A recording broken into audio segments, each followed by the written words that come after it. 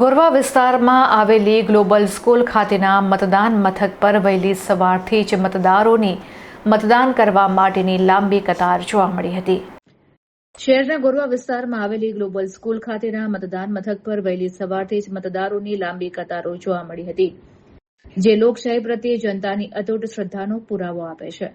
Global school ખાતે ઉભા કરવામાં આવેલા મતદાન મથકો પર યુવાનોથી લઈ વૃદ્ધો સુધીના તમામ મતદારો પોતાના મતાધિકારનો ઉપયોગ કરવા માટે ઉમટી પડ્યા હતા। ગરમીની પરવા કર્યા વગર લોકો શિસ્તબદ્ધ રીતે લાઇનમાં ઉભા રહીને મતદાન કરતા નજરે પડ્યા હતા।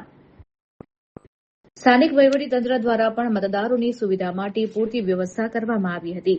આ મતદાન પ્રક્રિયા દરમિયાન ભારતીય જનતા પાર્ટીના પૂર્વ વોર્ડ પ્રમુખ વિપુલ બારોટ પણ પોતાના પરિવાર સાથે ગ્લોબલ સ્કૂલ ખાતે મતદાન કરવા માટે પહોંચ્યા હતા। તેમણે સહપરિવાર મતાધિકારનો ઉપયોગ કરી નાગરિક તરીકેની ફરજ અદા કરી હતી।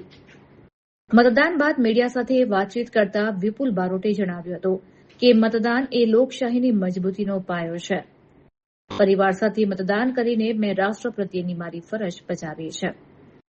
આમ સમગ્ર વડોદરામાં શાંતિપૂર્ણ રીતે મતદાન ચાલી રહ્યું છે, ત્યારે ગોરવા વિસ્તારમાં જોવા મળેલી આ લાંબી લાઇન સૂચવે છે કે નાગરિકો જાગૃત છે અને પોતાના મતના મહત્વને સમજે છે। જી હા, બિલકુલ। આજે લોકશાહીનો મહાપર્વ ઉજવાઈ રહ્યો છે, ત્યારે આજે મેં મારા સમગ્ર પરિવાર સાથે મતદાન કર્યું છે અને હું વડોદરા મહાનગરના સર્વ નાગરિકોને અપીલ કરું છું કે વહેલી તકે મતદાન કરે, કારણ કે બપોર પછી તાપમાનમાં પણ ઘણો વધારો થવા જઈ રહ્યો છે અને 12, 12:30 પહેલાં મતદાન અવશ્ય કરીને પોતાની જવાબદારી, પોતાની નૈતિક ફરજ પૂરી કરે એવી અપીલ કરું છું।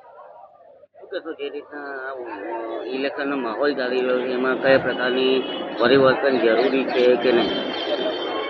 પરિવર્તન તો વિકાસલક્ષી કાર્યો ભારતીય જનતા પાર્ટીનો ગોલ રહ્યો છે અને વોર્ડ 8ની ખાસ કરીને વાત કરું તો એ ભારતીય જનતા પાર્ટીનો ગઢ જ રહ્યો છે અને જ્યારે બૂથ પ્રમુખથી લઈને શક્તિ કેન્દ્રના ઇન્ચાર્જ હોય કે મોટા મોટા કાર્યકરો ફિલ્ડ પર ડે 1 થી પ્રજા વચ્ચે રહેતા હોય, ત્યારે રિઝલ્ટ સૌને ખબર જ છે કે ભારતીય જનતા પાર્ટી બહુમતીથી જીતવાની છે, એમાં કોઈ શંકાને સ્થાન નથી।